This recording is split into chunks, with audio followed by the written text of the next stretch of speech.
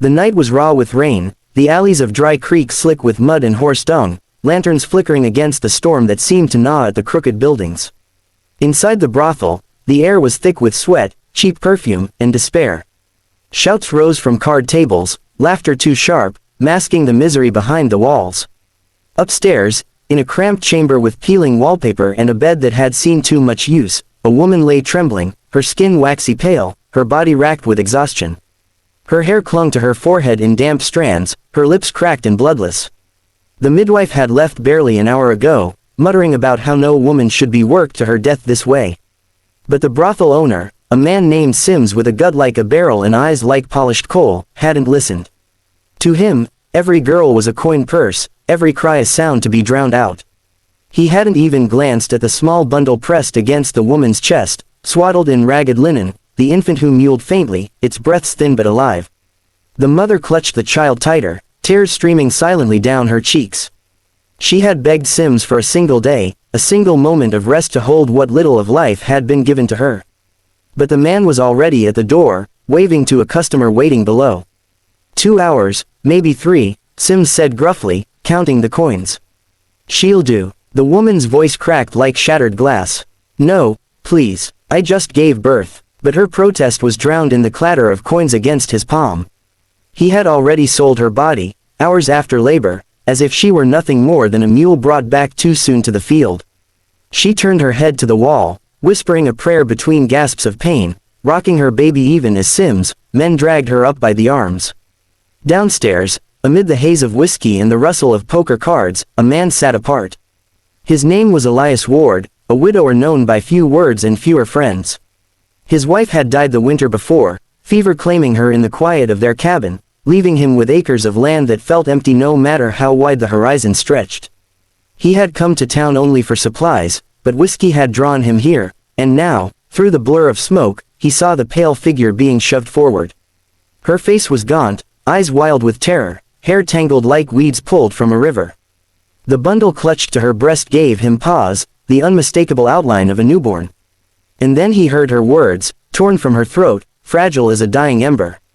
Just, let me keep my child. The brothel roared with laughter at her plea. Sims raised a hand as if to silence her, but Elias was already on his feet. He was not a man who often acted rashly, grief had made him deliberate, cautious. But tonight something snapped. Maybe it was the way the woman's voice cracked with the same hollow desperation he had heard in his wife's last moments.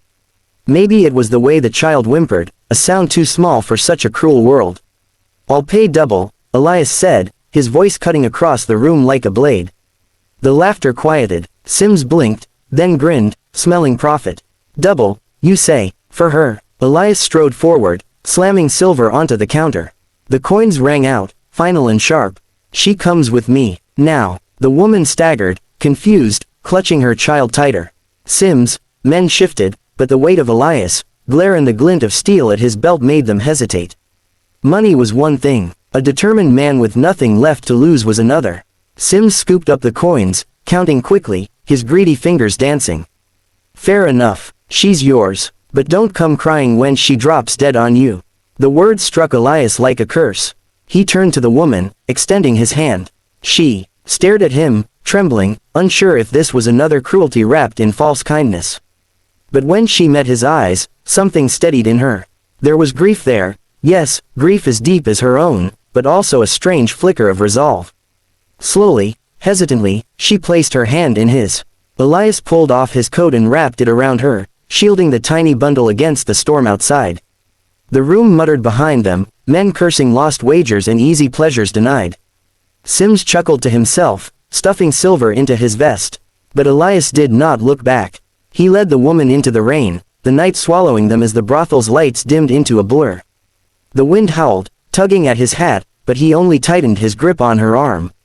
The weight of the moment pressed into his chest, not just the choice he had made, but the gnawing question already rising like thunder in his mind.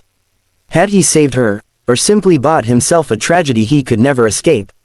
The rain had not let up by the time Elias reached his wagon. Lightning forked the sky, casting pale light on the mud-churned street, the buildings hunched like weary men. He lifted the woman, she was shockingly light, her body frail as if hollowed by suffering, and settled her carefully on the bench. She clutched the infant to her chest, her eyes darting about in fear, as though men might still come after them. Elias climbed up, took the reins, and with a snap, the horses lurched forward. The wheels rattled over the stones and out onto the open road. The storm swallowed them whole. For long miles neither spoke, only the crying of the baby cut through the rain. Elias found himself glancing sideways again and again. The woman's lips moved silently, her arms trembling as she rocked the child. Her hair clung to her face, and every so often she bit her lip to stifle a moan. "Hold on," he muttered gruffly, not sure if he was speaking to her, to himself, or to the tiny life wrapped in linen. By the time they reached his ranch, dawn was bleeding into the horizon. The storm had softened to a steady drizzle, mist curling along the hills. Elias helped her down, his hand steadying her though she nearly collapsed. The cabin loomed before them, plain and sturdy, built by his own hands years ago when he and his wife had dreamed of filling it with laughter and children. But the rooms had stayed silent, his heart hollowed after fever stole her from him. Now, crossing the threshold, he felt the air shift, as though the walls themselves recognized something fragile had entered. He set wood on the hearth and struck a flame. Soon the fire crackled, warming the single room. He motioned for her to sit by the blaze. She lowered herself gingerly, the baby still at her chest. The flames painted her pale skin in flickering orange. Elias knelt beside her. "You need to eat," he said, rising to cut bread and pour warm milk. She hesitated, then accepted, her fingers trembling as she lifted the cup. The baby whimpered, and she adjusted her hold, guiding the child to nurse. Elias turned away, giving her a shred of privacy, though his ears caught the quiet sigh of relief from both mother and child. Something in his chest tightened, raw and unfamiliar. When he finally spoke again, his voice was softer than he expected. "What's your name?" She looked at him, startled, as if no one had asked in a long time. Her lips parted, cracked and dry. "Clara." And the child, her eyes softened as she glanced down at the infant's round, flushed face. "Hope." Elias swallowed hard. "Hope." The name struck deep, like an arrow straight to the marrow. He looked into the fire for a long moment before speaking. "I'm Elias Ward." She nodded faintly, almost a bow, as though acknowledging a man who now held the key to her fate. The day passed slowly, heavy with the weight of exhaustion. Clara drifted in and out of sleep, her arms wrapped around her baby even in dreams. Elias worked quietly, fetching fresh water, mending the fire, boiling a stew from salted venison. Every so often, he caught himself watching her, noting the bruises along her arms, the way her shoulders curled inward as though she expected every hand to strike. When evening came, thunder still distant, Elias sat across from her at the table. She had eaten little, but color was returning faintly to her cheeks. Hope slept in a basket Elias had padded with quilts. The silence between them stretched until Clara's voice, soft and strained, broke it. "Why did you do it?" Elias met her eyes. For a heartbeat, he saw suspicion there, but also something rawer, fear that his kindness was only another mask. He leaned back, folding his rough hands together. "I saw a man selling a mother hours after birth. I couldn't stomach it." His voice was flat, but there was gravel beneath the words, jagged and honest. Her gaze wavered, searching him as though to test his truth. She nodded slowly, but her fingers clenched the edge of her shawl. "No one ever pays for kindness. Not in my life." Elias looked at the small basket where Hope slept, chest rising and falling with fragile rhythm. His throat tightened. Maybe it's time someone did. The words hung between them, fragile as glass. Clara's lips trembled, and she turned away, blinking back tears she did not want him to see. That night, when the storm returned, Elias lay awake on his narrow bed, staring at the rafters. He could hear Clara's quiet breaths by the fire, the occasional cry of hope. For the first time in a year, the cabin was not silent. Yet with the sound came unease. He had bought them from hell, but what then? Could he keep them alive? Could he carry someone else's brokenness when his own heart was still bleeding? The fire hissed as rain drummed the roof. Elias closed his eyes, but sleep brought no peace.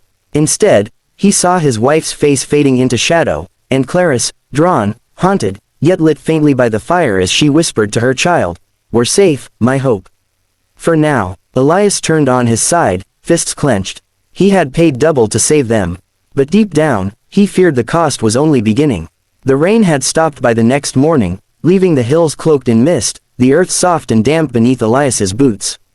He stood outside splitting wood, each swing of the axe ringing sharp through the valley. Inside, he could hear Clara moving quietly, the baby's fussing carried faintly through the open shutters. It struck him how quickly the cabin had shifted from silence into a place alive with sound.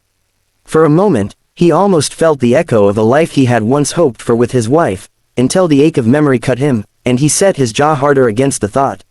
When he returned with the wood, Clara was bent over the table, her hair loose around her shoulders. She was cutting a piece of bread for herself, her motions careful, as though even the simplest task still cost her strength. Hope lay in the basket nearby, tiny fists curled, lips working as she dreamed. Elias set down the logs, brushing damp from his coat.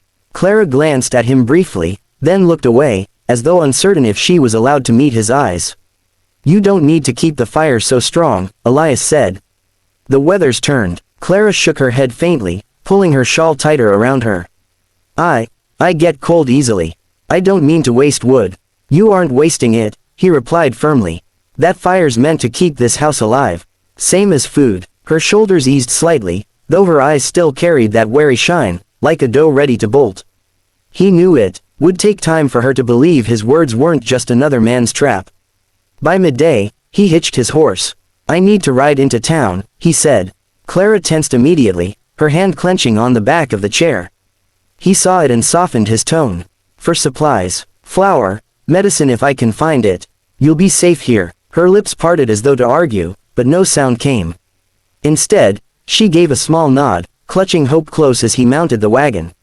The sight of her framed in the doorway, a child in her arms and fear in her eyes, stirred something inside him he hadn't felt in years, a pull, a promise he hadn't yet spoken aloud. Town was only 10 miles, but word traveled faster than wagons, and when Elias stepped into the mercantile, he felt the weight of eyes on him. A pair of men at the stove stopped their talk, narrowing their gaze. One muttered something under his breath that made the other chuckle. Mrs. Hargrove, the storekeeper's wife, came bustling forward. "Mr. Ward," she said, voice a shade too bright. "Haven't seen you in near half a year. What brings you out on a day like this?" Elias kept his expression unreadable. "Need flour, dried beans, soap, bandages." Her eyes flickered, calculating. "And milk sugar, perhaps." For a little one, the room grew quieter. Elias's jaw tightened. He hadn't spoken a word of Clara or the baby, but somehow the town already knew. Of course they did. Mrs. Hargrove lowered her voice, leaning in. "Elias, folks are saying you paid Sims to take a girl from his place." "That true?" He met her stare. "I paid to get her out." She drew back, lips pursing. "Mercy, Elias, you know how that sounds. A woman pulled from a brothel with a babe in arms." Her voice lowered further. "They'll say she's no better than the rest of his girls." "They can say what they please," Elias said flatly. "She's here now. That's all that matters." But when he turned, he saw the men by the stove watching him with smirks, the kind that cut deeper than a knife. One spat into the fire. "Widower Ward," he drawled. "Didn't know you liked broken things." The room erupted in low laughter. Elias didn't rise to it, though every muscle in him strained. He gathered his supplies, dropped coins on the counter, and left. Outside, the air felt sharper, cleaner. He breathed deep, forcing the rage down. He had no time to waste on cowards' mouths. But one truth stuck to him like burrs: this town would not give Clara peace. When Elias returned, Clara was on the porch, clutching Hope close, her eyes darting to the treeline as though shadows themselves hunted her. Relief flooded her face when she saw him, though she quickly hid it, standing straighter. "You came back," she whispered, almost as if she had doubted it. Elias handed her the parcel of supplies. "Told you I would." That evening, as they ate quietly by the fire, he told her about the whispers in town. Clara froze, spoon halfway to her lips. "They'll call me what I was," she said bitterly. "They won't care that I had no choice. To them, I'll always be filth." Her voice cracked on the word, and Elias leaned forward, his eyes burning in the firelight. "Listen to me, you're not filth. You're a mother who fought to keep her child alive. That's worth more than any word they'll throw at you." Clara blinked, stunned by the fierceness in his tone. For a moment, she almost looked as though she might believe him. Then her gaze dropped to Hope. She stroked the baby's cheek with trembling fingers. "But Sims won't let it go," she murmured. "He doesn't like to lose what he thinks is his." Elias's jaw hardened. Then he'll learn quick he has no claim here.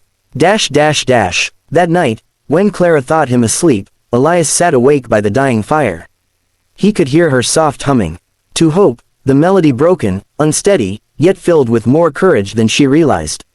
He stared at the shadows dancing along the walls and knew with iron certainty that the storm wasn't over. He had brought Clara and Hope into his home, but the world outside would claw at them. Sims, greed, the town's poisoned tongues, the harsh hand of the frontier, each one would try to drag them back into the pit. Elias flexed his hands, rough and scarred, and whispered to himself, almost a vow, not while I draw breath.